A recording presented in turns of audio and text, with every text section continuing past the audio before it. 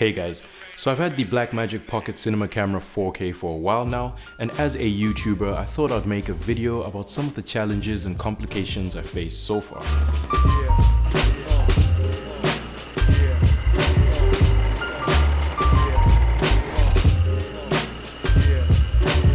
The Pocket Cinema Camera 4K is a great camera, and probably the camera of the year in 2018. However, the camera has been shipping for a while now, and as the hype dies down, we can now objectively reflect on what this camera provides and what it cannot provide. This is not a review video, and if that's what you're looking for, then check out my official review on the camera that I did a few weeks ago. In this video, I want to focus mainly on some of the features and lack thereof that you may be considering as a YouTuber, and some of the complications I've had to face after purchasing this camera. Now, of course, this is a cinema camera and not a YouTube camera, but right before you blow up the comment section, hear me out.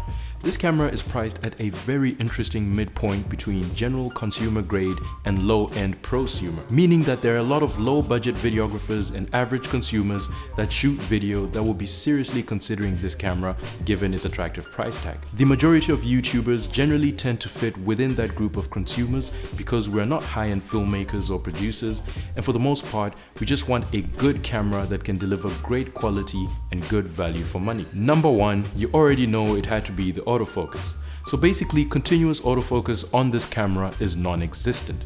The camera will do a single autofocus on whatever you touch on the display. However, it is contrast-based and not very good. The contrast-based system does a lot of hunting backwards and forwards, creating that breathing effect, making it practically useless while recording. I know tons of YouTubers that use autofocus in their videos religiously, and I totally understand why. Once you start using a reliable autofocus system like some of the phase detection stuff from Canon, then it's very difficult to ever go back. It is that reliable. If autofocus is a big deal for you, then this camera definitely isn't an option. Second is the display, or more specifically, lack of one that articulates. This camera has a brilliant 1080p display that is bright and has accurate colors, but it does not articulate in any way. Getting low angle shots is an absolute nightmare, and if you're a one-man crew like myself, dialogue videos like this one where I'm facing the front of the camera are so tedious to get right. I cannot see what I'm recording while I'm recording it, so I have to go back and forth recording a short clip and then previewing it to see if the framing and focus is right. Now, there is a Bluetooth app that allows you to remotely control the camera. However, unlike the apps from Sony and Panasonic that allow you to get a live view feed via Wi-Fi, the one on the BMD is a more traditional style remote app, only allowing you to change camera settings. I feel like BMD gave us a brilliant display but didn't completely alleviate the need for an external monitor. No matter how you look at it, you're more likely than not going to need an external monitor at some point with this camera, and that is going to cost you. Third, we have in-body image stabilization, or IBIS, which is a major feature that is missing for a camera that is being released in 2018. Handheld shots on this camera are very difficult to get right. Without any form of stabilization, you really need to keep a steady hand, and even then the image will still have a lot of your body movements and shakes. Now, you could obviously argue that you can just get a lens with built-in stabilization, but still, IBIS just takes it a step further. And while it's not typically used in a professional film setting, it is nice to have when you're a YouTuber, small-time videographer, or filmmaker. And finally, we have the entire workflow for this camera as a whole.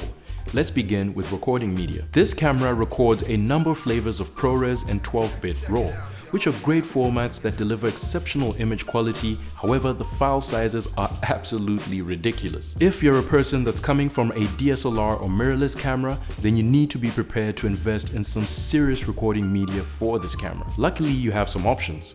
The camera can take SD cards, CFast 2.0 cards, and can even record to an external SSD through USB-C. All the SD cards I had before getting this camera simply do not have the performance required to record files coming out of this camera. You're gonna need the fastest SD cards out there, like this Lexar 1000X, which is a UHS Class 2 card. It is not cheap, A 256GB model will cost you about $200. And if you want to go the CFast route, then a good 128GB CFast 2.0 card like the Sony here will set you back about $300. The most cost-effective solution would be to get an external USB-C SSD drive, which is what I use. This Samsung T5 goes for $100 for the 500GB model, and it has all the performance required to shoot all the codecs that this camera has to offer. You also need to consider the size of the media because the bit rates on this camera are crazy. At 4K 60p, this camera would chew up about 8.9 GB per minute of video in ProRes 422. And that's not even the highest quality the camera can deliver. My old SanDisk 64GB SD card that I use on my mirrorless camera gives me only 9 minutes of record time in ProRes 422 HQ, where my Panasonic GX85 would give me an hour and 24 minutes at its highest quality. So yes, recording media is something you need to seriously think about with this camera, and whatever you get, it will need to be very large in capacity. Something else to consider within the workflow is storage for editing. Your files are generally going to be a lot bigger than what comes out of your DSLR or mirrorless camera. And because the bit rates are a lot higher, the media through which you edit your footage will need to be pretty fast to handle all those high read-write speeds while editing. I'll give you an example. Since starting this channel, I've always edited off a 1TB USB 3.0 SATA 2 external hard drive. I've never had any issues with speed or performance, and this has worked well for ages. Now with the BMPCC 4K, this drive cannot allow me to edit footage even at the lowest quality setting, which is ProRes Proxy, without scaling down the preview resolution. So I've had to rethink my entire editing workflow just to accommodate this camera. I now use the Western Digital MyBook Duo, which is a RAID drive that is not only large in capacity, but also delivers high enough read and write speeds so I can edit with ease. A final point of interest would be that while ProRes absolutely flies through most NLE software, if you want to get the best image quality out of this camera, then you're gonna have to shoot RAW. This camera shoots 12-bit Cinema DNG RAW, which requires a pretty solid computer to edit without any hiccups and slowdowns. So there you have it, folks. Those are some of the challenges and considerations I've come across and believe you should consider if you're a YouTuber that has their eye on the Pocket Cinema Camera 4K. Blackmagic have designed a camera for filmmakers and videographers and not so much the average consumer. However, the price point is one that is always going to attract a lot of people that are outside of that bubble. Personally, I believe that other cameras that compete with this camera, like the GH5 or GH5S, are much better cameras as a whole package for low-end users. They have more useful general purpose features that diminish the need for any extra equipment. The Pocket 4K, on the other hand, is a typical cinema grade camera that will need to be rigged out with quite a few extra accessories to be able to gain any real tangible mileage if you'll be regularly using this camera for YouTube, work, or clients. Thanks for watching, and I hope that this video has been useful to you. Please drop a like or a comment if you enjoyed the video, and if you didn't enjoy it, make sure you hit that dislike button twice. If you're new to the channel, then make sure you subscribe for more videos like this if you haven't already done so. Catch you folks in the next one.